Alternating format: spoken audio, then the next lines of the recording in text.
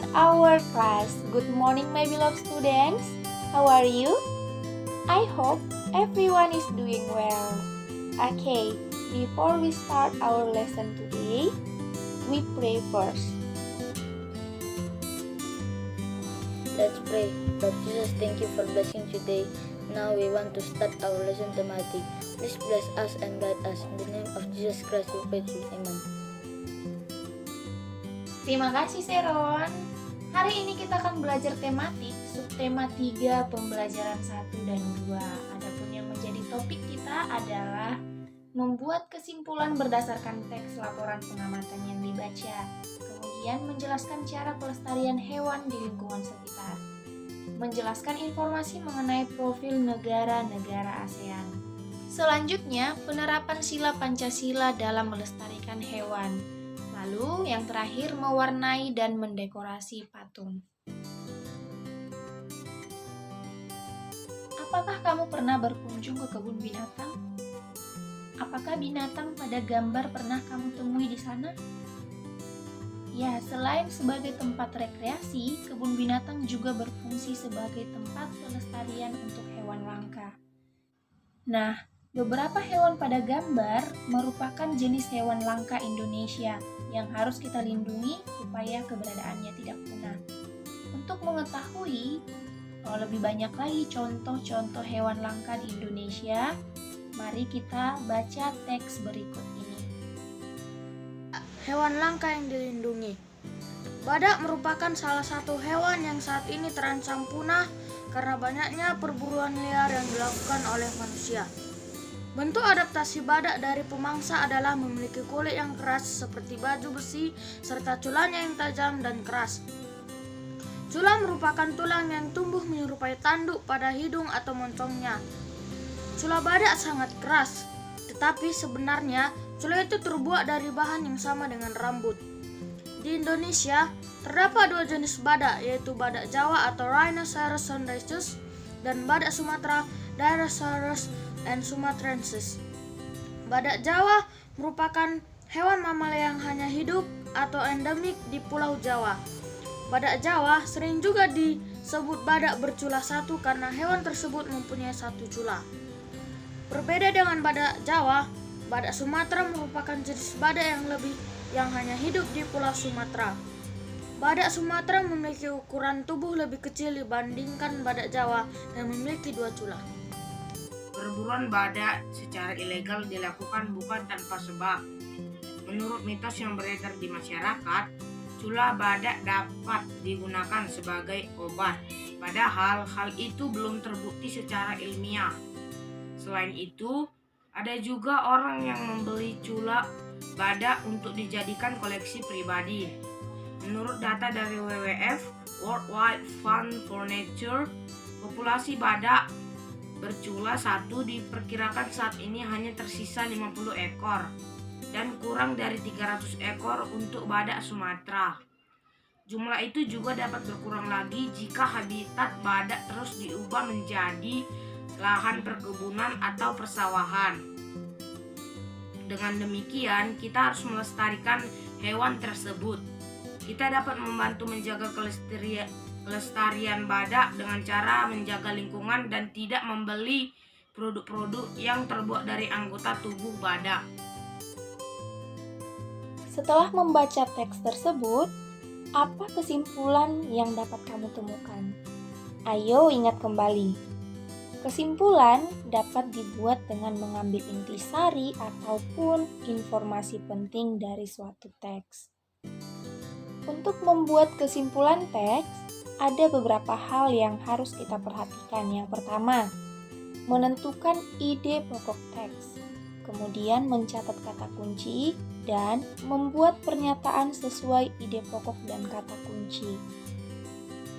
Oke, ini adalah materi yang sudah berulang kali kita bahas ya. Teacher yakin kamu sudah paham. Sekarang silahkan buat kesimpulan dari isi teks ini secara keseluruhan. Tuliskan di kolom komentar video ini. Berdasarkan teks laporan pengamatan yang sudah kita baca, badak merupakan salah satu hewan di Indonesia yang saat ini terancam punah. Tahukah kamu apa yang menyebabkan hal itu? Nah, tentu hal itu terjadi karena tindakan manusia yang tidak bertanggung jawab.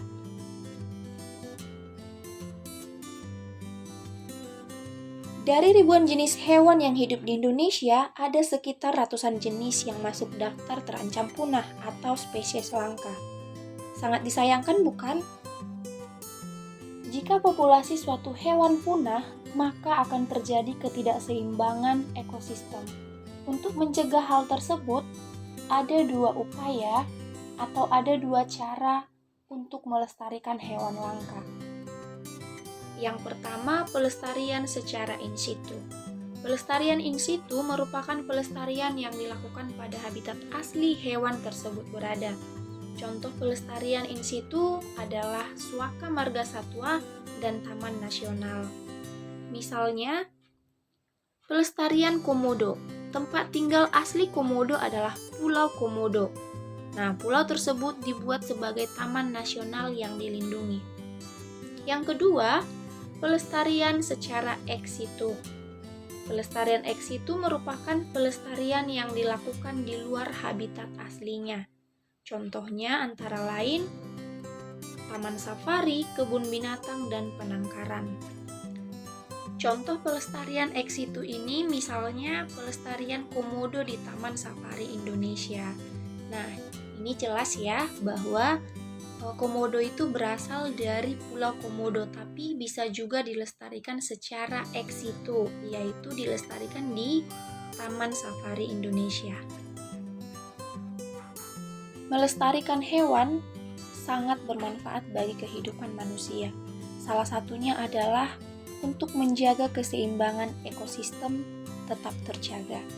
Nah, hal itu tidak hanya dirasakan oleh masyarakat Indonesia, tapi juga masyarakat dunia. Pada pembelajaran sebelumnya, kita telah mengetahui bahwa Indonesia merupakan salah satu anggota ASEAN, di mana ASEAN beranggotakan 10 negara yang meliputi hampir seluruh negara yang terdapat di kawasan Asia Tenggara. Hari ini kita akan mempelajari dan mengetahui beberapa mengenai profil singkat dari negara-negara yang ada di ASEAN. Now, let us see, open your book page 82 until 84. Di sana kita akan menemukan secara singkat profil dari setiap negara yang ada di kawasan Asia Tenggara. Nah, meliputi ibu kota, sistem pemerintahan, kepala negara, kepala pemerintahan, bahasa yang digunakan, kemudian mata uang dalam negara itu, lagu kebangsaan dan juga semboyannya. Teacher akan memberikan penugasan kepada anak-anak menghafalkan minimal 4 profil negara yang ada di kawasan Asia Tenggara. Kamu bebas memilih dari 10 negara ini. Teacher akan berikan kamu waktu selama seminggu untuk mengumpulkan tugasmu melalui video dan dikirimkan kepada teacher masing-masing. Ingat waktunya 1 minggu ya. Jadi, pengumpulan terakhir itu adalah hari Senin minggu depan. Oke, kita lanjut ya. Berbicara mengenai hewan langka, menurut kamu, apakah perburuan liar yang dilakukan manusia sesuai dengan nilai-nilai Pancasila? Ya, tentu tidak. Hewan di sekitar kita merupakan ciptaan Tuhan yang sangat bermanfaat bagi keberlangsungan hidup manusia. Manusia memanfaatkan hewan untuk berbagai hal, misalnya dagingnya dijadikan sebagai bahan makanan. Kemudian, tenaga hewan dapat dimanfaatkan untuk membantu pekerjaan manusia. Lalu, ada beberapa jenis hewan yang dapat dijadikan sebagai hewan peliharaan.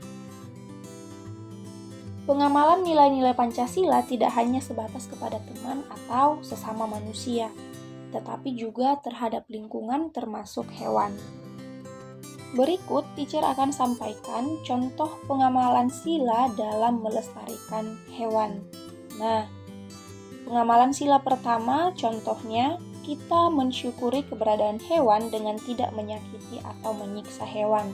Kemudian, memanfaatkan hewan secara bijaksana dan tidak berlebihan, supaya terhindar dari kepunahan.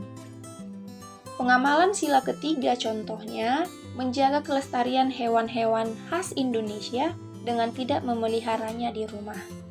Sikap menyayangi dan menjaga hewan harus kita biasakan sejak dini. Nah, sudahkah kamu menjaga dan melestarikan hewan? Keunikan dari bentuk hewan dapat kamu jadikan sebagai inspirasi membuat patung loh. Sebelumnya kamu telah mempelajari membuat patung dari plastisin dan bubur kertas. Patung yang telah kamu buat dapat diberi warna supaya lebih menarik dan indah.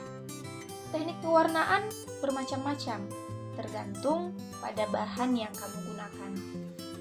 Para perajin patung biasanya menggunakan cat akrilik atau pelitur untuk membuat patung berbahan kayu.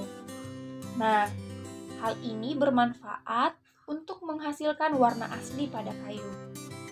Sedangkan patung dari bahan gipsum diwarnai dengan menggunakan cat air atau cat minyak. Begitu juga dengan patung yang terbuat dari bubur kertas dan plastisin. Kamu dapat mewarnainya menggunakan cat poster, cat besi, dan juga cat kayu. Agar warna patung yang kamu buat merata dan tidak kusam, kamu dapat melapisi patung buatanmu dengan warna putih terlebih dahulu. Kemudian, kamu dapat mewarnainya kembali dengan warna yang kamu sukai. Oke, anak-anak teacher, kamu dapat mencobanya di rumah dan berkreasi sesuai dengan keinginan kamu. Sampai di sini video pembelajaran kita hari ini. I hope all of you can understand my explanation. And don't forget, do your test. For your good attention, I say thank you. Bye-bye. God bless you.